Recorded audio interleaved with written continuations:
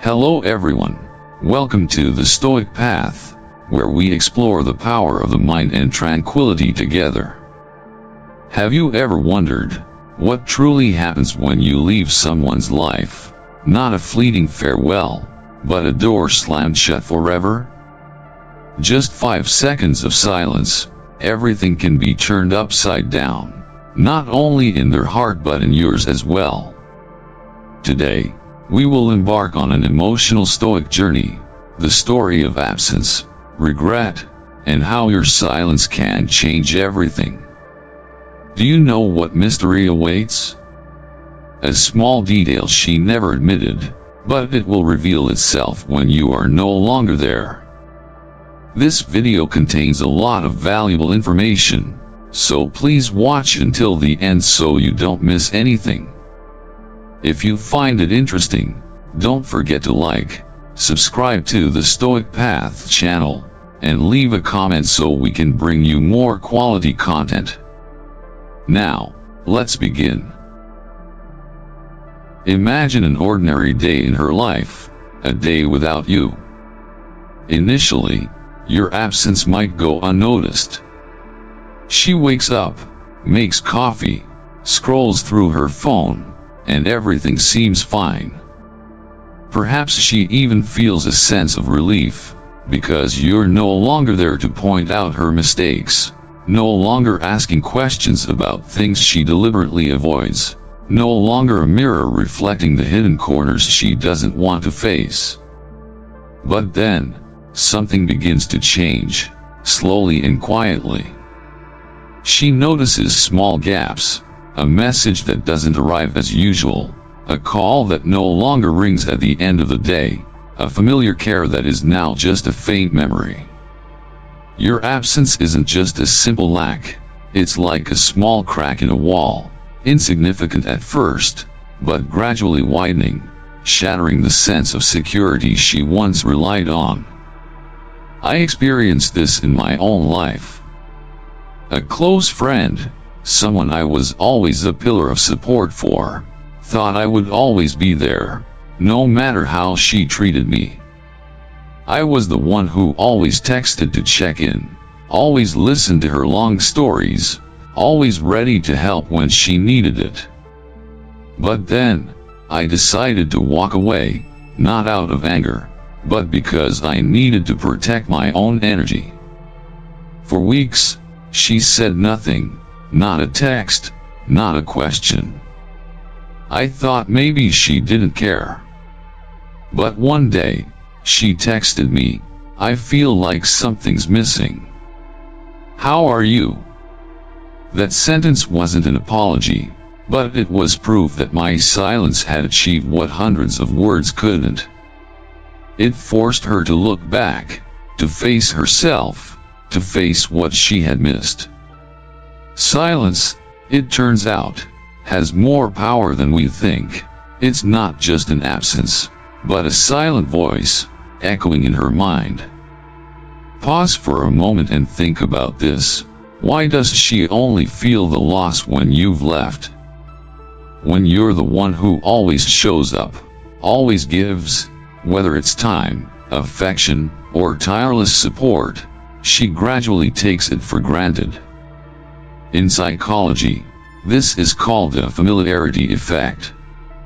Something too close, too frequent, loses value in the eyes of the receiver, like how you don't notice your breath until the air becomes stifling.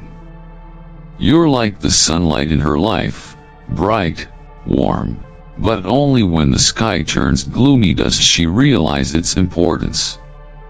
She doesn't appreciate you not because you're not good enough, but because you're too stable, too reliable, to the point where she forgets it's a gift, not an obligation. But the story doesn't stop with her. You also play a role in this. Perhaps you've become accustomed to putting her needs before your own, accustomed to sacrificing to keep the relationship alive. I once fell into that trap. I thought patience was a noble virtue, that if I kept giving, kept listening, kept forgiving, kept hoping, Then one day she would realize my value. I told myself, just a little more, and she'll understand. But then I learned a harsh lesson from my own experience, and from Stoic philosophy. Patience doesn't mean enduring forever, and your value doesn't depend on whether she recognizes it or not. Marcus Aurelius once said, "You have power over your mind, not outside events." Realize this, and you will find strength. The truth is, when you don't set boundaries, when you don't give her the chance to feel the loss, she has no reason to change. She doesn't see your value not because you're invisible, but because you've never let her face the possibility of losing you. Think a little deeper. What makes you continue giving even when you're not reciprocated? Is it fear of rejection? Or the belief that your feelings are strong enough to change her? I asked myself these questions, and the answers startled me. I didn't just want to be loved, I wanted to be acknowledged. But Stoicism teaches us that true acknowledgement doesn't come from the outside, but from within. When you put your value in her hands, you give her the right to decide who you are, and that's the most dangerous thing you can do. So, how do you change this? Don't try to explain, don't argue, don't launch into lengthy dialogues to prove your worth. Instead, leave, not with anger or resentment, but with calm and resolve. Your silence will become your most powerful spokesperson. When you stop showing up, stop texting, stop giving the attention she once took for granted, she will be forced to confront the void you left behind. That's when the questions begin to appear in her mind. Why didn't I appreciate him more? What did I do to lose this? What could I have done differently? Silence isn't just an absence, it's a mirror, reflecting the mistakes she can no longer ignore. But more importantly, that silence isn't just for her, it's for you. When you step out of a relationship that no longer holds meaning, that no longer nourishes your soul, you create space to listen to yourself. You're no longer caught up in the cycle of pleasing her, no longer exhausted by unmet expectations. Think about it. How long has it been since you truly dedicated time to yourself? How long has it been since you sat down, took a deep breath, and asked yourself, what do I really want? This silence is a gift you give yourself, an opportunity to heal, to reshape your life the way you want, not the way she expects. I remember once, after deciding to stop contacting someone who used to be very important to me, I spent the entire evening just sitting alone, no phone, no noise.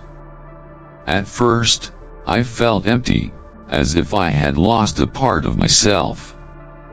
But then, in that stillness, I began to hear my own voice, not the voice of doubt or fear, but the voice of clarity. I realized that I didn't need her to feel enough.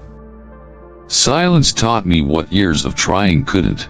I am enough, even when no one says it to me. I want you to try something small today. Write down a moment when your absence changed the way she looked at you, whether it was a fleeting glance, a casual remark, or a small action. Share in the comments, what did my silence say? I'm really curious to know your story, because it's these experiences that will help us understand more deeply the power of silence. When you share, you not only remind yourself of your worth, but also inspire others who are watching this video. Now, let's shift to her side a bit. When you leave, she doesn't immediately realize what she's lost. Regret isn't like a storm that hits instantly, sweeping everything away in a moment. It's more like a shadow, slowly creeping through each day, each moment. At first, she might tell herself, "It's okay, I'm fine."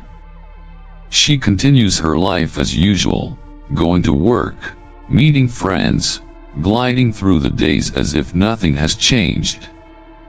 But then, small signs begin to appear, like the first drops of rain before the storm. A song you used to like comes on the radio. A street corner the two of you once walked past appears before her eyes, or simply the sudden silence when she realizes no one asks after her the way you used to.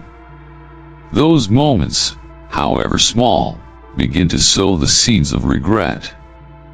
I remember once, after cutting off contact with an old friend, someone I used to spend hours talking to every week, I happened to overhear her saying to a mutual friend, "I didn't realize how important he was to me." That statement wasn't a direct apology, nor was it an invitation to come back, but it was a small glimmer showing that my silence had done something I hadn't expected. It highlighted a value that words couldn't convey. And this is what you need to understand. Her regret isn't something you need to worry about too much, but it's evidence that your presence meant more than she ever admitted when you were there. Why does she only regret it when you're gone? In psychology, there's a concept called hindsight bias, the tendency to see things more clearly once they've passed. When you were there, she didn't have to think much. You were a part of her life, like a familiar chair in the room, comfortable, convenient, but no one pays attention to it until they have to sit on the cold floor. She didn't realize your value because she wasn't living in the present. She allowed ego, complacency, or fear of change to cloud her ability to appreciate what was right in front of her. Maybe she thought you'd always be there, that you'd never leave, that she had endless time to fix things. But when you walk away, she's forced to face the reality: precious things don't wait forever. I used to ask myself, could I have done something to make her understand sooner? Could I have said something, done something to make her see? But then I realized the problem wasn't with me, but with her. Stoicism teaches us a simple but profound truth: we cannot control how others think or feel, we can only control our actions. If she didn't appreciate you when you were there, then her regret is a lesson meant for her, not a burden for you to carry. I used to try to change her by giving more, but all I got in return was exhaustion. Eventually, I understood that my value wasn't in what I could do for her, but in who I am, to myself. Think about this: if she didn't recognize your light when it was shining, then the darkness after you leave is the only way for her to learn that lesson. But don't let her regret pull you back in. It's not your responsibility. Don't wait for her to realize your value to feel enough. Don't stand there, hoping that one day she'll wake up and say, "I'm sorry, I was wrong." Choose yourself right now. Leaving isn't giving up, nor is it a failure. It's a courageous act, a declaration that your time, energy, and feelings are too precious to waste on someone who isn't worthy. When you do this, you not only escape dependence on her validation, but also open the door to a new life, a life where you are the center, where you define your own worth. Think about a time you left and felt relieved instead of hurt. Maybe it was when you stopped answering her meaningless texts, stopped trying to fix a broken relationship, or simply stopped waiting for a thank you that never came. For me, that moment came when I decided not to call back someone who used to be a close friend. For the first time in months, I felt lighter, not because I hated her, but because I had freed myself from the burden of having to prove something. That's the power of choice. You don't need her to feel whole. I want you to share in the comments, what was the moment I knew I had to choose myself? These stories are just reminders for you about your journey, but also inspiration for those who are watching this video, those who may be struggling to find a way out. Even though you've chosen to leave, even though you've found relief in silence, there will be times when the past pulls you back. Maybe it's an unexpected text from her on a quiet evening, "How have you been lately?" Maybe it's a moment you're sitting alone, when memories flood back, the happy days, the laughter echoing in a space that's now just a memory, the times you thought things could have been different if you had just tried a little harder. Nostalgia is a powerful and tempting thing. It's like an old song, blurring the reasons you left, making you wonder, was I wrong? Has she changed? Should I give her another chance? I've stood at this crossroads. Someone who used to be very important to me came back after months of silence, with sweet apologies and promises that she was different now. For a moment, I wanted to believe her. I remember the days we laughed together, the times she was the only person I wanted to share everything with. My heart fluttered, and I almost texted back. But then I stopped, took a deep breath, and remembered why I left. Not because I didn't love her, but because I love myself more. The past isn't a place to live, it's a place to learn from. And I couldn't let nostalgia cloud those lessons. Nostalgia isn't just beautiful memories, it's a complex psychological mechanism. Our brains tend to exaggerate the good things and blur the pain, as a way to protect us from harm. When she comes back, when she sends small signals like a text or an invitation to meet, it's often not because she has truly changed, but because she can't stand the emptiness you left behind. She misses the version of you, the one who always gave, the one who always forgave, the one who was always there when she needed, not the real you today, the one who has grown and knows their worth. Stoicism views this very clearly. Epictetus said, "Decide who you want to be, then do what you need to do." If you go back, you not only betray your own journey, but also put yourself back into an old loop, where your value is once again defined by her, where you have to prove something that you've known all along. You deserve better.